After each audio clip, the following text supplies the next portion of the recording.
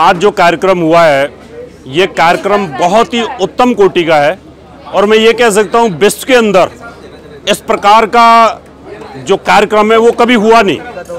और ये जो कार्यक्रम हुआ है इसके पीछे की जो रूपरेखा है, पूरा विश्व कोरोना काल के अंदर त्राय कर रहा था, उस समय इस कार्यक्रम की रूपरेखा माँ विश्वरूपा से भी साधका ने रखी। उन्होंने एक नारा दिया, घर घर में यज्ञ, हर घर में यज्ञ।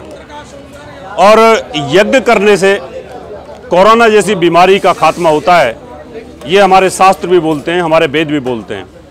इसलिए उन्होंने ये प्रण लिया कि मुझे 108 यज्ञ करने।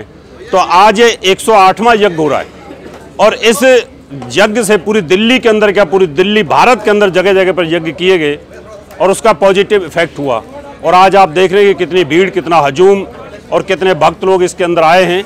यज्ञ का एक वैज्ञानिक रहस्य होता है, कहा जाता है कि 1 किलो गाय के घी के अंदर 1 टन ऑक्सीजन पैदा होती है। ये अपने आप में एक बहुत बड़ी बात है। तो यहाँ 5 वेदी चल रही हैं और 5 वेदियों पर लगातार यज्ञ चल रहा है। आज 108वां यज्ञ है।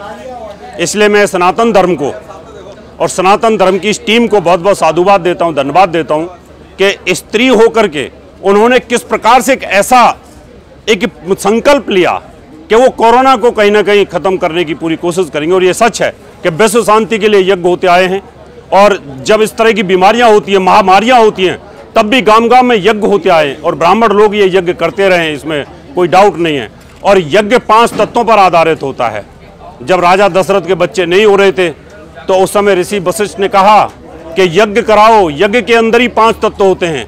तो उस यज्ञ से फिर भगवान राम की उत्पत्ति हुई, वो पैदा हुए, वो अवतरित हुए यहाँ पर। इसी प्रकार से आप राजा द्रुपद की बात अगर देखें तो उस समय राजा द्रुपद के बच्चे नहीं थे, एक सिर्फ धृष्टद्युम्न थे। तो जब धृष्टद्युम्न पैदा हुए, द्रौपदी पैदा हुई, तो यज्ञ से हुए। यज्ञ में बहुत बड़ी शक्ति होती है और विश्व रूपी यज्ञ होते रहे हैं और हर तरह के यज्ञ होते हैं। ये 8 प्रकार के यज्ञ होते हैं। इनमें जो आप चाहते हैं, जिस तरह का आप संकल्प लेते हैं, उस तरह की जब आप संकल्प की उस समय आहुतियाँ होती हैं तो उसका लाभ निश्चित तौर पर मिलता है। इसलिए आज जो संचालका शिव साधका हैं उनको मैं बहुत बहुत धन्यवाद देता हूँ। उनको सीख लेनी चाहिए, हम सभी को उससे सीख लेनी चाहिए। इस प्रकार के यज्ञ होते रहने चाहिए और ये यज्ञ सनातन धर्म की रीढ़ की हड्डी होती है।